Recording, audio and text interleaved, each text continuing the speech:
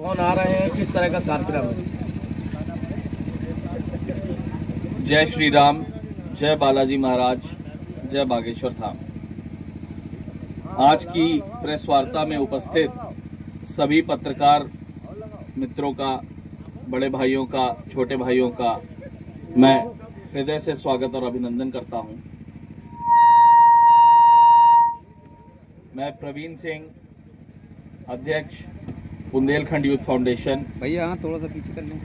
हमारे साथ श्री दिलीप गुप्ता जी, संस्थापक सदस्य बुंदेलखंड यूथ फाउंडेशन, और हर्षित निगम, मीडिया प्रभारी बुंदेलखंड यूथ फाउंडेशन हैं। आज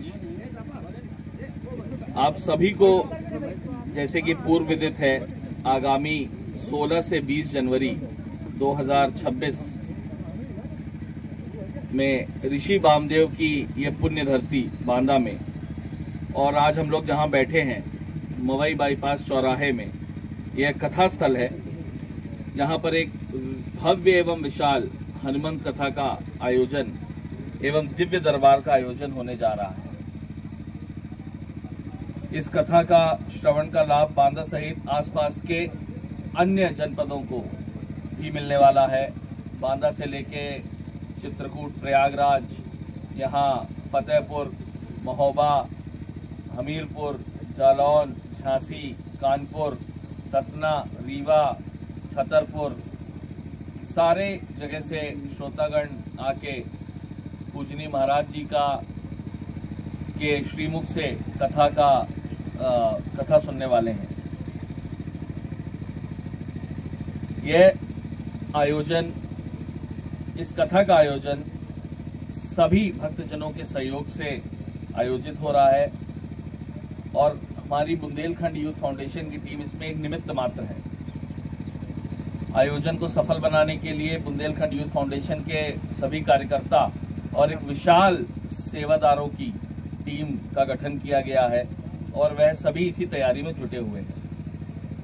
हम सभी का परम सौभाग्य है कि कथा श्रवण के साथ साथ महाराज जी का दिव्य दरबार भी सजेगा, जिससे श्रद्धालुओं की जिज्ञासा और कष्टों का समाधान होगा। यह दिव्य दरबार 16 से 20 तारीख के किसी एक दिन सजेगा, जो स्वयं महाराज जी ही कथा के दौरान इसकी जानकारी देंगे। तैयारियों के संबंध में आपको यह बताना अति आवश्यक है कि जैसे मैंने पहले भी बताया, हजारों समर्पित युवा एवं भक्तगण इस आयोजन में सेवादार के रूप में अपनी भागीदारी निभा रहे हैं। सेवादारों के कार्यों को विभिन्न समितियों के माध्यम से विभाजित किया गया है। जैसे हमारी एक मुख्य समिति है आयोजन समिति, जो कथा की मुख्य आयोजन समिति है। उसके बाद पंडाल एवं मंच समिति है, जलपान एवं भोग सेवा समिति है, पूजा व्यवस्था समिति है, कथा के 5 दिन आरती होगी, पूजा होगी तो उसकी एक समिति है। 15 जनवरी को एक भव्य कलश यात्रा का भी आयोजन होगा, उसकी एक समिति है। प्रचार प्रसार समिति है, स्वागत समिति है, यातायात वाहन एवं पार्किंग व्यवस्था की समिति है, आवास व्यवस्था की समिति है, पूजनीय महाराज जी की जो आवास व्यवस्था होगी उसकी समिति है, चिकित्सा एवं स्वास्थ्य समिति है, ताकि इस कथा में किसी भी प्रकार का किसी को कोई दिक्कत, पहले तो बालाजी सरकार से ये प्रार्थना है कि ना हो, लेकिन अगर मान लीजिए कुछ होता है तो यहाँ पर चिकित्सकगण उपलब्ध रहेंगे। सफाई एवं विद्युत व्यवस्था समिति है। इतना बड़ा कार्यक्रम होने जा रहा है। माननीय प्रधानमंत्री जी ने जैसे स्वच्छ भारत अभियान का जो बीड़ा उठाया है, हम लोगों का भी ये कर्तव्य बनता है कि, और याद रहे, लोग जितने लोग आएंगे अन्य अन्य जनपदों से, सब लोग एक चीज़ ज़रूर ये दिमाग में लेकर जाएंगे वापस कि इतना बड़ा आयोजन हुआ और कोई गंदगी ना फैले, इसका हम लोगों को विशेष ध्यान रखना है। इसके लिए हम लोगों ने सफाई की समिति भी बनाई हुई है, विद्युत व्यवस्था की समिति बनाई है, मीडिया समन्वय समिति है। हमारे आप सभी मीडिया के बंधुओं की प्रॉपर तरीके से अरेंजमेंट हो सके और कथा का श्रवण कर सके और कथा की कवरेज भी कर सकें, तो उनका आप लोगों के लिए एक विशेष गैलरी भी बनेगी, जहां से सारा मीडिया कवर करेगा, उसके लिए भी एक समिति है। एक कंट्रोल रूम की भी व्यवस्था की जाएगी, जिसके माध्यम से आने वाले भक्तों के लिए कथा स्थल में व्यापक इंतजाम हो सके। किसी को कोई जानकारी लेनी है, किसी कोई बुजुर्ग व्यक्ति है उनको कुछ जानकारी लेनी है, कोई माता है, कोई बहन है उनको जानकारी लेनी है, तो एक कंट्रोल रूम भी बनेगा। लगभग 150 से ऊपर सीसीटीवी कैमरा के माध्यम से पूरा कथा स्थल का कवरेज रहेगा, ताकि किसी भी प्रकार का कोई समस्या जो हो सकती है ऐसी होने ना पाए। आप सभी के माध्यम से समस्त क्षेत्रवासियों एवं सनातन प्रेमियों को इस आस्था एवं भक्तिमय आयोजन में पधारने का विनम्र आमंत्रण फिर से देता हूं। यह हमारा एक प्रयास है जिसको सफल बनाने में आप सभी मीडिया के बंधुओं की अति महत्वपूर्ण भूमिका रहेगी। विभिन्न निर्धारित समितियों के प्रमुख सेवादारों का चयन हमारी मुख्य आयोजन समिति करेगी, आपस में चर्चा करके, जिसकी सूचना कथा के पूर्व हम आप सबको उपलब्ध करवाएंगे। अन्य सारी समितियों के टैग कार्ड होंगे, मीडिया का भी टैग कार्ड होगा, जो हम लोग मीडिया को भी उपलब्ध कराएंगे और समितियों को भी उपलब्ध कराएंगे।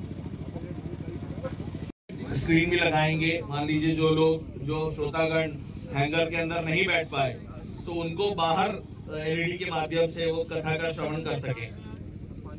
यहाँ मवई बाईपास चौराहे से लेके साउंड सिस्टम लगाने का प्रयास कर रहे हैं, ताकि सूचना जो एडमिनिस्ट्रेशन को भी जो सूचना देनी है और हम लोगों को भी जो सूचना देनी है वह आसानी से लोगों तक पहुंच सके। आखिरी दिन कथा के भव्य भंडारा होने वाला है, जो कथा स्थल पे ही रहने वाला है। भव्य भंडारा रहेगा 20 तारीख को।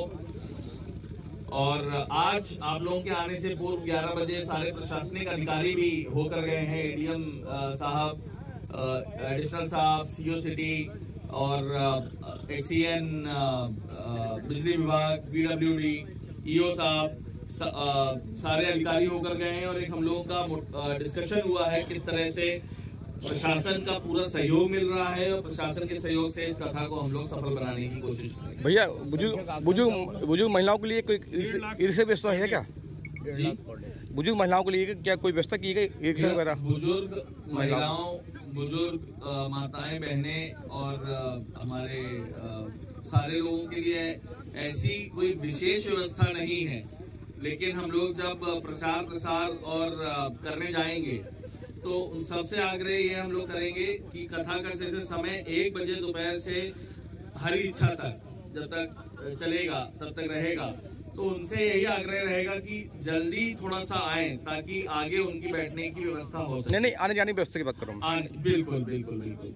हम लोग प्रमुख चौराहे जो कथास्थल के पास के हैं, जैसे महाराणा प्रताप चौक हो गया, कालू कुआं चौराहा हो गया, चाहे महोखर का बाईपास चौराहा हो गया, इन जगहों पर ई रिक्शा के माध्यम से बुजुर्ग हमारे माताएं, खाली बुजुर्ग नहीं, सभी श्रोतागणों के लिए आवागमन की व्यवस्था रहेगी, निःशुल्क आवागमन की व्यवस्था रहेगी। और हम लोग बहुत जल्द ही 1-2 दिन के अंदर अक्षत वितरण के माध्यम से हम लोग गांव-गांव तक, बांदा जिले के महोबा, हमीरपुर, छतरपुर, चित्रकूट, जालौन, फतेहपुर, हमीरपुर, सभी जिलों में अक्षत वितरण के माध्यम से हम लोग सभी लोगों को, जैसे राम जन्मभूमि का अभी जब शिलान्यास हुआ, वैसे जैसे आमंत्रण दिया गया था, वैसे ही हम लोग अक्षत वितरण के माध्यम से सभी लोगों को आमंत्रण भी देने जा रहे हैं। सभी लोगों को, जिससे कोई कथा स्थल के आसपास किसी प्रकार का यातायात में असुविधा न हो। कोई दूरी भी नहीं है, सब बिल्कुल 100 मीटर की दूरी पे।